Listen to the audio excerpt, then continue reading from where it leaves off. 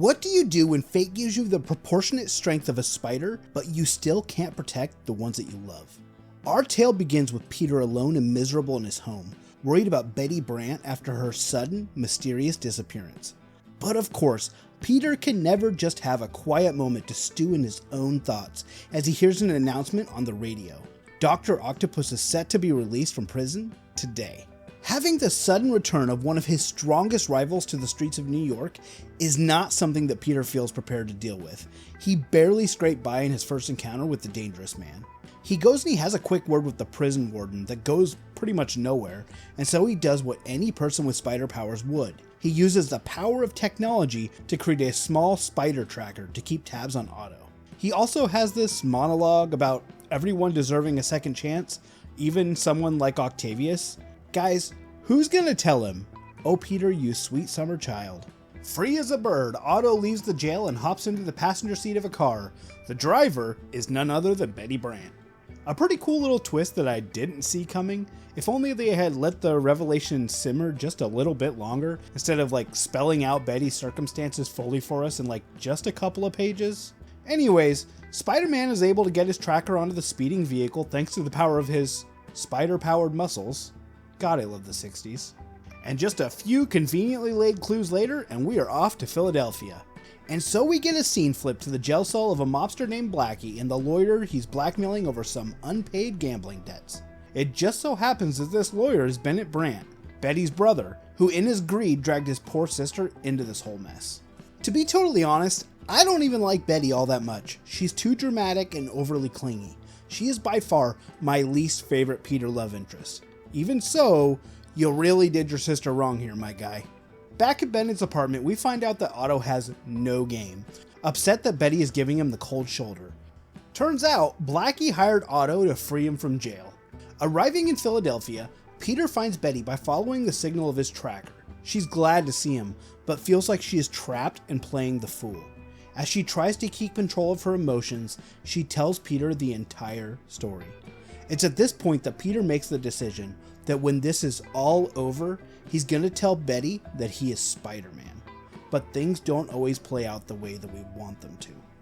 So Doc Ock easily frees Blackie from his cell, and all of them, Betty, Bennett, Ock, Blackie, and his cronies, are all herded onto a ship to make their escape.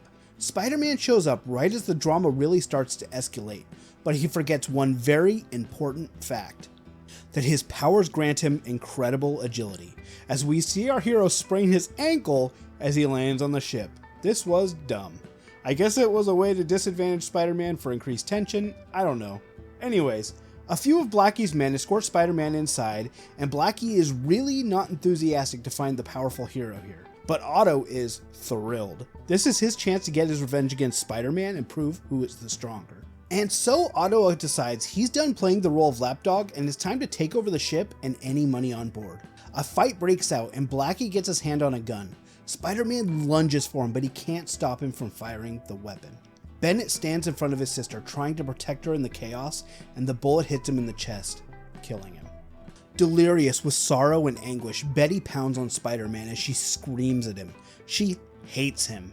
It's all his fault that her brother lays dying at her feet, all the while silently hoping that Peter was here. Honestly, this was a lot darker than I expected from my 1960s Spider-Man comic.